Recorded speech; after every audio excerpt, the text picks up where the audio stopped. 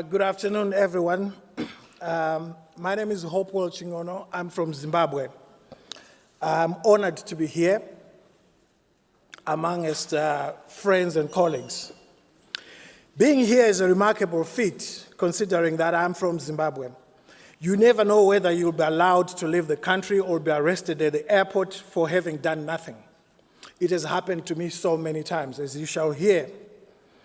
I was born 51 years ago at Harare Hospital. That is Zimbabwe's biggest hospital. Today, it has only 2 maternity theaters, and only one of them is working. Both maternity theaters were built in 1977 by the colonial government. It only costs $37,000 to build a maternity theater. But the ruling ZANUPF government has never built a single maternity theater at the biggest hospital in Zimbabwe. For the past 42 years it has been in power, and we are still counting. The government has blamed everyone except itself when 2,500 Zimbabwean pregnant women die each year from childbirth. That's the equivalent of 16 jumbo jets carrying only pregnant Zimbabwean women, crashing every year and killing everyone on board. Right now in Zimbabwe, the whole public health sector does not have a single radiotherapy cancer machine. If you get cancer in Zimbabwe today, it's a death sentence, you will die. It costs only $2 million to buy a cancer machine, and yet we don't have one. As a journalist, I ask questions like why such things were allowed to happen and are still allowed to happen in Zimbabwe. Why are we so poor, yet the country is so wealthy? We have got almost every mineral you can think of under the sun, from diamonds, gold, platinum, but our people are living in abject poverty. They don't have clean drinking water in their homes, in cities, not even rural areas. I started journalism at the Zimbabwe Institute of Mass Communications, then moved to England to get a master's degree, and it was there where I was trained to become a foreign correspondent. Whilst I was away, the ruling ZANUPF had become so unpopular that the party's president at the time, Robert Mugabe, and his goons embarked on a violent land reform campaign, killing white farmers and looting their properties in a desperate attempt to regain political support, which it had lost because of the looting of public funds, the plunder of the country's natural resources, general incompetence, mismanagement of the economy, and nepotism. Anyone who was perceived to be against the violent land seizures was called a Western puppet. This is how the ZANUPF ruling elites deflect genuine and legitimate criticism. The assumption is that black people, we are not capable of thinking for ourselves. We need a white man to tell us that we don't have water today. We need a white man to tell us that today you are sick, you don't have medication, is because of the government. We are made to feel like anything that we say as citizens and complain about is because of the white man who is giving you these bad ideas to fight against the government. Land reform was a very important thing that we all admired and wanted to happen. But it was pointless to have a land reform that was violent. There was no need for violence. And our economy is broken down, and the government will tell you that it's because of Western sanctions. But the violence that was used during land reform and the looting of the properties of those farmers resulted in basic things like fences being taken down and cattle mixing with wild animals, getting foot and mouth. We were exporting beef to Europe. We were not able to do that anymore because of foot and mouth. And that's why I say that the violence was not necessary. We could simply go and legislate in parliament and not have violence. As the violent land seizures continued, so did the attacks on foreign journalists who were stationed in Harare and across the country. They were called agents of Western imperialism, and they started kicking them out one by one. So when the BBC correspondent was kicked out, I asked the then BBC editor responsible for Africa if I could do the job. We agreed, and I moved back to Harare, only to realize just how much things had changed in the 9 years I'd been away living in England.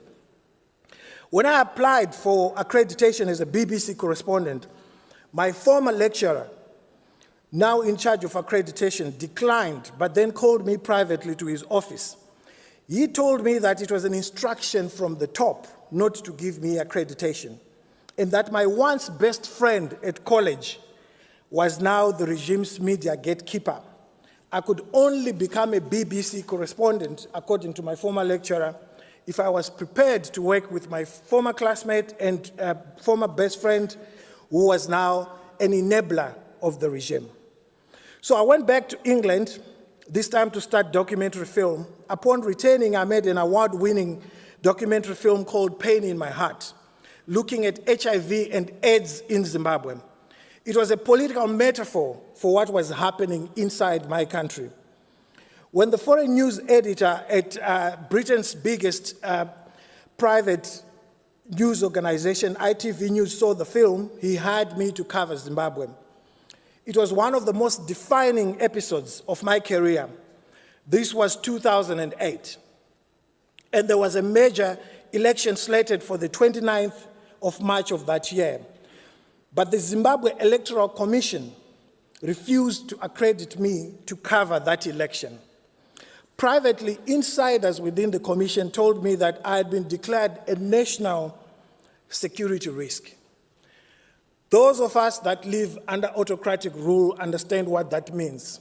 If you are fighting, criticizing, or opposing corrupt rule, you are deemed a national security risk because you are opposing what is bad. Like I said to you, we do not have a cancer machine in my country. If I say that, I'm becoming a national security risk because I'm saying things that are not supposed to be said. I covered the election anyway, and when ZANUPF and Robert Mugabe lost the election, they refused to relinquish power or even release the election results.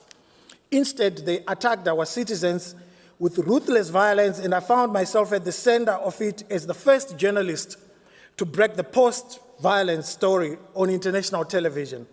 I also found myself looking over my shoulders as the state security and police officers started tailing me and other journalists to instill fear in us. Autocratic regimes survive on instilling fear in citizens. I would move houses every night, fearing abduction by state security agents. Other critics were abducted and disappeared for days, only to be released having been tortured. One such critic was taken away from his home. His name is Itai Zamara, and we have never seen him again. He was a journalist. By the time things calmed down, the state had murdered hundreds of its supposedly opponents. And after a coup in 2017, the military killed 6 civilians in cold blood during post-election protests. And since then, after President Mnangagwa took over, he has proven to be more brazenly corrupt than Mugabe ever was. His corruption has destroyed our economy, healthcare system, and other public services like roads. Most of our roads are potholed. As I said earlier, most people don't have access to clean drinking water, which is a basic human right. To understand the terrible economic decay of my country, when I started my journalism career in 1991, Zimbabwe's economy was bigger than that of Kenya. 30 years later, in 2022, Kenya's economy is 5 times bigger than that of Zimbabwe. And 1 in 2 Zimbabweans are living in extreme poverty. In 2019, I set up an organization I named Save Our Hospitals. This gave me a wide open window of opportunity to see the healthcare system up close and very personal. I became an accidental investigative journalist, something that I had not set out to become. I learned that all Zimbabwe's 6 central hospitals only needed $50 million US to run efficiently without shortages. Yet doctors and nurses had no gloves, and up to now, they still don't have the gloves.